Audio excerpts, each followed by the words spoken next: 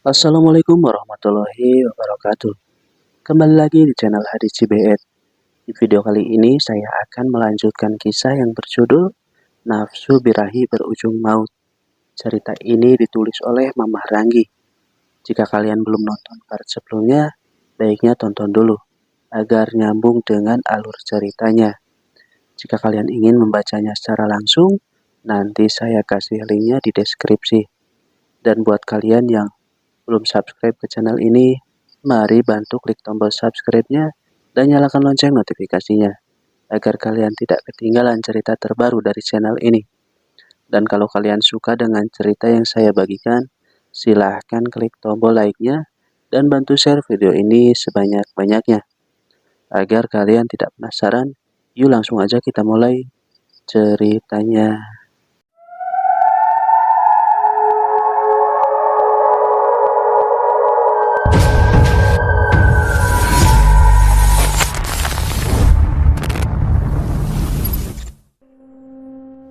Istri Mardi naik pitam. Dia tidak tahu lagi mana yang harus dipercayainya. Istri Mardi marah pada Wawan. "Apa maksud kamu, Wan?" tanya ibunya Wawan. "Ya, tanya saja pada bapak, Bu. Bapak bukan hanya meniduri Tina. Banyak perempuan yang sudah ditiduri bapak," jawab Wawan. Mardi tidak terima dibongkar aibnya depan istrinya. Langsung mengambil golok hiasan yang digantung di dinding dan langsung mengejar Wawan. "Kurang ajar kamu," bentak Mardi sambil mengacungkan golok. Istri Mardi teriak ketakutan. Wawan yang tahu ayahnya tidak main-main dengan ancamannya, langsung lari sekencang-kencangnya sampai tidak menyadari ada tukang ojek yang sedang membawa penumpang melaju kencang.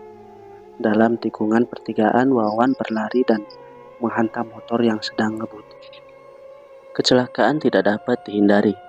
Tubuh Wawan terpental jauh, warga pun geger melihat ada kecelakaan.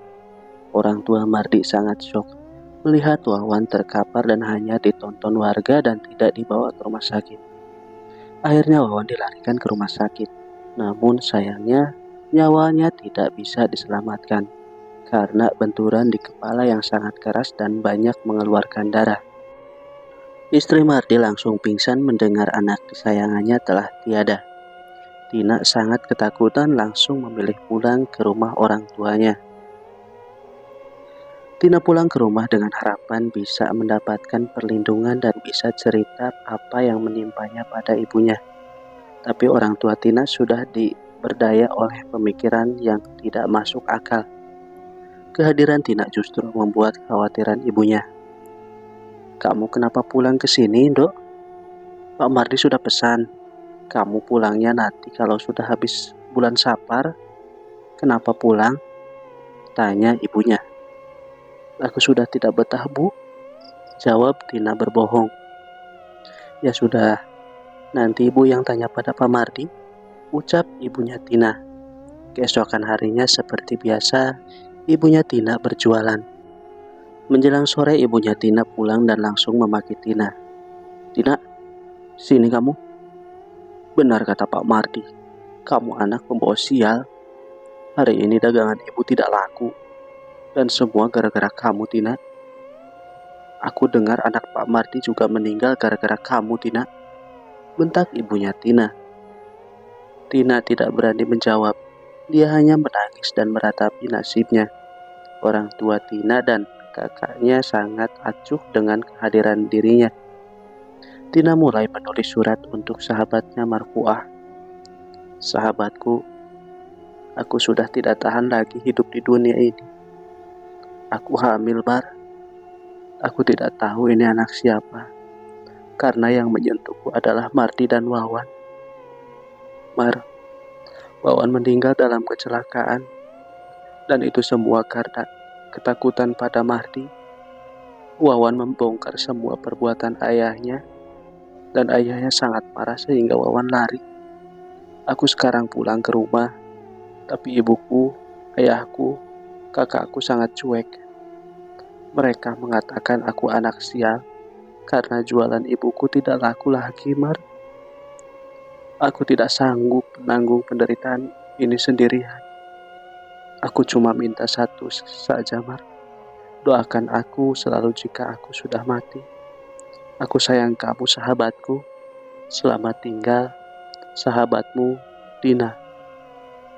Tina melipat kertas dengan derai air mata. Dia menunggu hari esok seperti menunggu 1000 tahun. Tina melalui malam tanpa makan dan minum. Ibunya sengaja tidak menyediakan makanan agar Tina tidak betah. Rasa emosi Tina dipendam sampai menjelang pagi saat ibunya akan berangkat jualan mengancam Tina. Kalau jualan ibu hari ini sepi lagi, lebih baik kamu kembali ke rumah Mardi, ucap ibunya sambil meninggalkan Tina di ruang tamu. Rasa sedih teramat dalam dirasakan Tina. Dengan membawa surat, Tina menuju ke kantor pos. Tina menyempatkan diri mengintip ibunya yang sedang jualan dan sepi pembeli. Tina semakin gelisah, hatinya berkecamuk hancur lebur. Tina membayangkan ketika ibunya pulang akan marah-marah. Tina tidak bisa membayangkan jika kembali pada Mardi akan menjadi budak nafsu dan dimaki istri Mardi karena kematian Wawan. Tina masuk kamar, pikirannya sudah gelap. Tina menggeser bangku dan melempar kain selendang di kayu. Pandangannya kosong. Bisikan setan pun datang dengan cepat agar Tina segera mengakhiri hidupnya. Dengan tangan bergetar, Tina memasukkan kain selendang dan melilitkannya ke leher.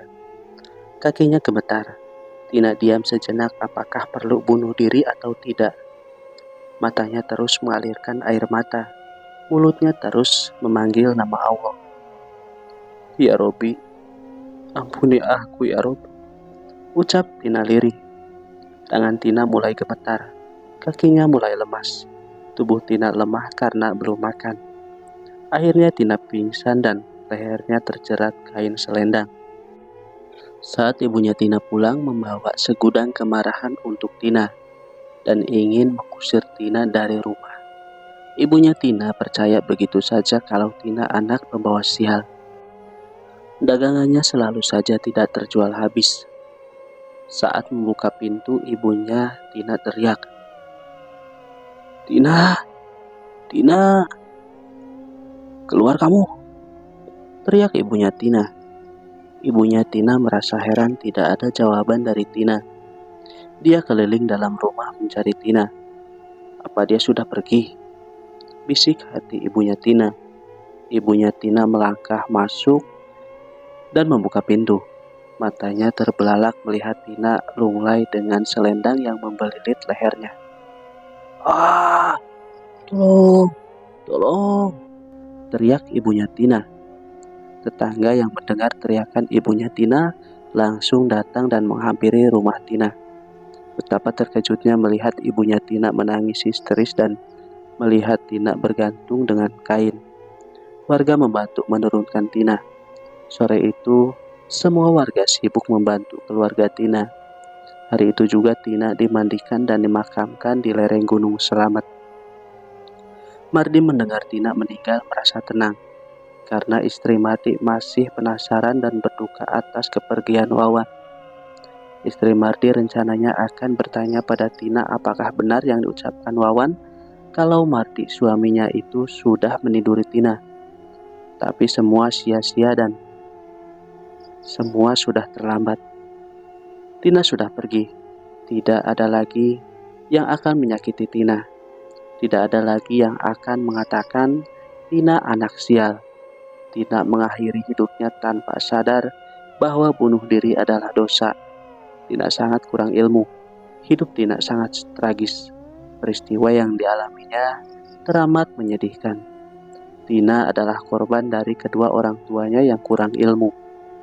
Mereka lebih percaya pada manusia daripada Tuhannya. Ibunya Tina sangat bersedih. Dia mengingat kembali saat Tina dilahirkan. Dia ingat lagi saat Tina baru bisa berjalan. Dia mengenang kembali saat Tina menemaninya berjualan. Dan yang menyedihkan, ibunya Tina ingat hari-hari sebelum Tina pergi. Ibunya tidak memberi makan. Rasa bersalah dan penyesalan selalu terlambat ketika orang yang kita cintai sudah pergi. Untuk selama-lamanya, orang tua Tina dan kakaknya meratapi dalam kesedihan. Tak henti-henti ibunya menangis karena rasa bersalah. Istri Mardi masih berduka. Biasanya istri Mardi tidur lebih awal, tapi sejak kematian Wawan, matanya selalu terjaga dan menangis. Istri Mardi semakin sedih ketika Mardi lebih sibuk memikirkan tamu. Mardi tidak pernah memperhatikan istrinya. Istri Mardi langsung bangun dari tempat tidur karena ingat ada tamu baru, seseorang wanita yang menginap di rumahnya. Istri Mardi berjalan sangat pelan. Istri Mardi berhenti di depan kamar bekas Tina. Istri Mardi berusaha mengintip dan mencari celah yang bisa dibuka untuk melihat tamunya. Istri Mardi sangat terkejut melihat Mardi sedang bercumbu dengan wanita. Darahnya mendidih. Napas istri Mardi naik turun menahan emosi, dan langsung lari mendobrak pintu dan ngamuk di dalam kamar. Kurang ajar kamu ya, perempuan tidak tahu malu. Dan kamu Pak, kamu suami tidak tahu diri, teriak istri Mardi sambil menjambak rambut selingkuhan Mardi. Mardi merasa terganggu oleh istrinya saat sedang menikmati gelora asmaranya. Langsung marah dan mengusir istrinya. Pergi kamu, teriak Mardi. Apa? Perempuan itu yang seharusnya pergi, teriak istri Mardi. Kamu sudah tidak nurut ya? Aku ceraikan kamu, bentak Mardi. Istri Mardi naik pitam dan menghampiri perempuan yang duduk di sisi ranjang. Mardi mencegah istrinya dan sebuah tamparan keras mendarat di pipi istri Mardi. Plak! Tega kamu Pak, tega kamu menampar aku, bentak istri Mardi. Kalau kamu tidak suka pergi. Perempuan ini istriku juga, jawab Mardi sambil mendorong istrinya keluar dari kamar. Istri Mardi histeris dan menangis di kegelapan malam.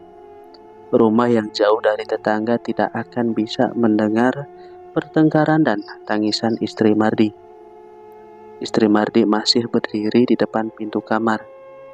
Istri Mardi mendengar dua sejoli tertawa lirih dan melanjutkan asmaranya. Istri Mardi masih mengintip Mardi. Hatinya tersayat melihat suaminya bergumul dan bercumbu dengan wanita lain. Pelan-pelan langkah istri Mardi masuk ke kamarnya. Dendam membara di hatinya sudah tidak tertahankan setelah kematian anaknya. Istri Mardi mengingat kembali ucapan Wawan saat-saat terakhir, bahwa Mardi banyak meniduri perempuan. Istri Mardi mengingat kembali berapa banyak wanita yang datang dan menginap. Istri Mardi mengenang kembali saat suaminya masuk kamar bersama perempuan dengan alasan ingin mengobatinya. Istri Mardi terus mengingat bagaimana Mardi menyuruhnya membeli barang dengan alasan untuk tamu dan meninggalkan Mardi berjam-jam dengan wanita lain. Tangan istri Mardi menggenggam spray dengan kuat. Dia tidak terima dikhianati. Bertahun-tahun hanya dijadikan pembantu. Istri Mardi baru menyadari bahwa suaminya sudah tidak menyentuhnya sejak Wawan masih kecil. Mardi selalu beralasan sakit di bagian alat vital. Itu yang membuat istri Mardi berpikir kalau Mardi tidak mungkin mengkhianatinya, karena sudah tidak berfungsi sebagai laki-laki. Tapi waktu sudah menjawabnya setelah kepergian Wawan. Semua terkuak dan menumbuhkan rasa dendam membara. Marfuah, sahabat Tina, sangat shock ketika orang tuanya mengabarkan Tina sudah meninggal. Marfuah membaca surat yang baru saja diterima. Ucapan selamat tinggal dari Tina membuat Marfuah sangat bersedih. Marfuah nekat izin pada ketua pondok pesantren ingin pulang dan nyekar ke makam Tina. Marfuah pulang ke desa dengan membawa surat dari Tina. Begitu sampai di rumah, Marfuah menceritakan semuanya pada orang tua Tina. Nasi sudah menjadi bubur. Ketika orang tua Tina membaca surat Tina untuk Marfuah, darahnya bergejolak. kemarahannya tidak bisa dibanding lagi pada Mardi. Ibunya Tina membawa surat Tina dan langsung ingin menghampiri Mardi. Di tengah jalan, ibunya Tina bertemu dengan istri Mardi dalam keadaan menangis. "Yuk, mau kemana? Membawa tas?" tanya ibunya Tina pada istri Mardi. "Mau pergi? Aku diusir Mardi. Aku minta maaf kalau anakku pernah menyakiti Tina ya. Aku sama sekali tidak tahu perbuatan anakku dan suamiku," jawab istri Mardi. "Iya yuk, aku mau ketemu Mardi. Dia sudah memperkosa Tina berkali-kali. Aku tidak terima yuk," jawab ibunya Tina. "Apa? Diperkosa? Jadi benar apa kata Wawan kalau Tina juga ditiduri Mardi? Percuma kamu ke sana, kamu akan kalah. Percuma saja. Dia itu sangat licik. Tapi jangan khawatir, aku akan balas dendam pada Mardi. Biar aku saja yang membalas perbuatan Mardi pada Tina. Aku juga merasa bersalah pada Tina," ucap istri Mardi menangis. "Iya yuk, tapi Wawan juga sudah memperkosa Tina yuk," ucap ibunya Tina. "Maafkan anakku ya, anakku sudah menerima ganjarannya. Anakku sudah meninggal.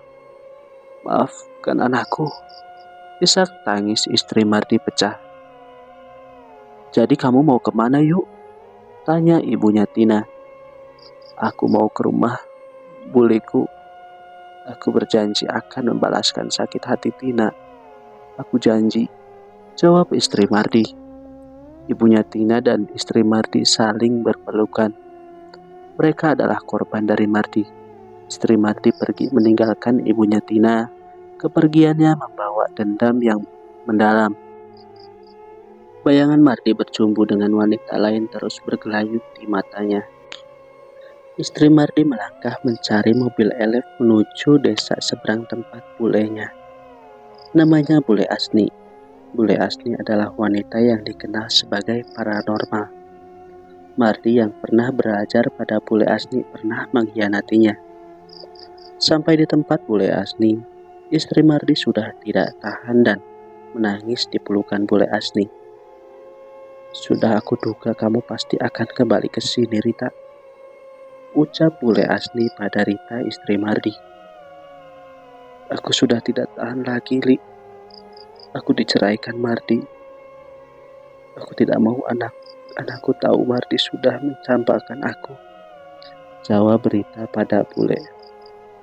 Rita menceritakan semua perilaku Mardi yang menyimpang. Dengan derai air mata, Rita menceritakan kejadian Wawan dan Tina. Rita mencurahkan segala keluh kesah selama hidup dengan Mardi. Bule Asni yang mendengar cerita Rita langsung marah dan berujar, "Aku akan balaskan sakit hatimu, Rita. Kamu harus nurut menjalani semua ritual yang akan aku ajarkan.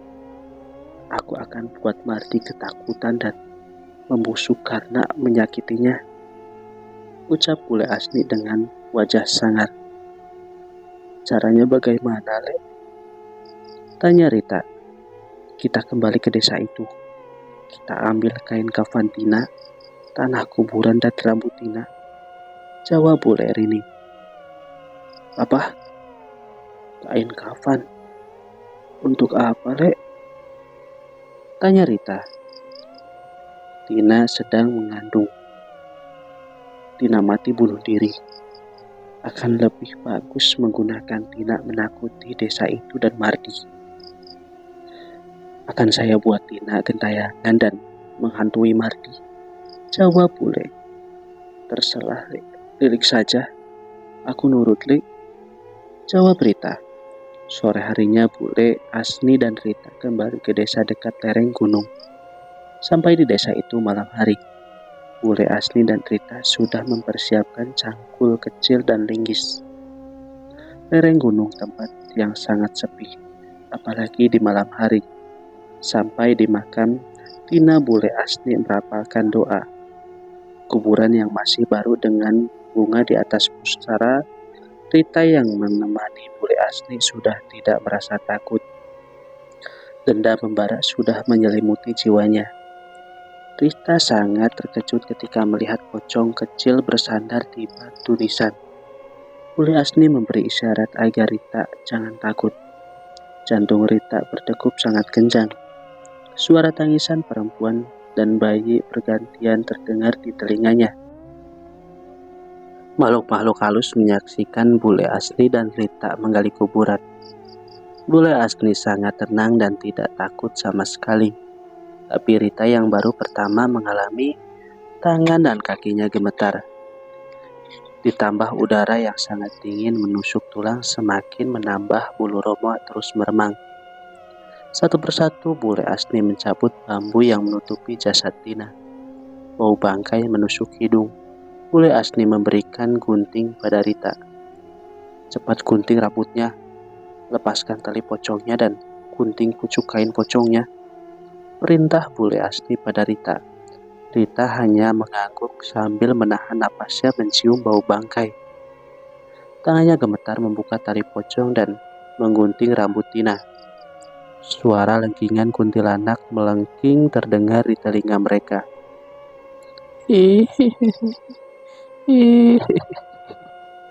Rita buru-buru bangun dan berdiri mengatur napasnya. Bule Rini langsung memberi perintah. Ambil tanah yang menjadi bantal Tina, cepat. Bule Asni memberi perintah. Sejenak Rita terkejut dan menjerit karena jasad Tina menengok ke arahnya. Jantung Rita terpacu dengan cepat.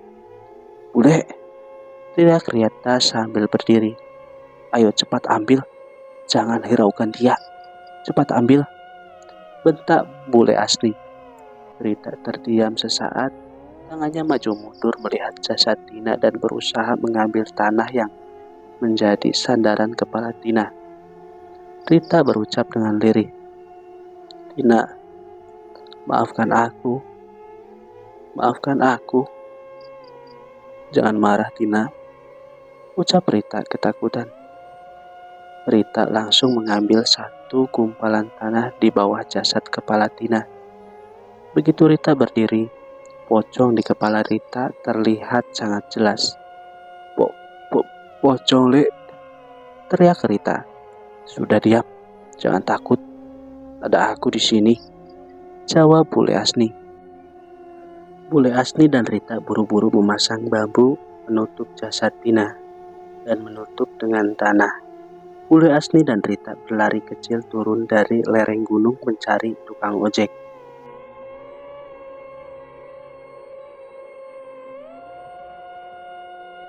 Cukup sekian dulu cerita kali ini. Kita lanjut di part selanjutnya. Saya Hadi pamit undur diri. Mohon maaf bila ada salah-salah kata. Wassalamualaikum warahmatullahi wabarakatuh.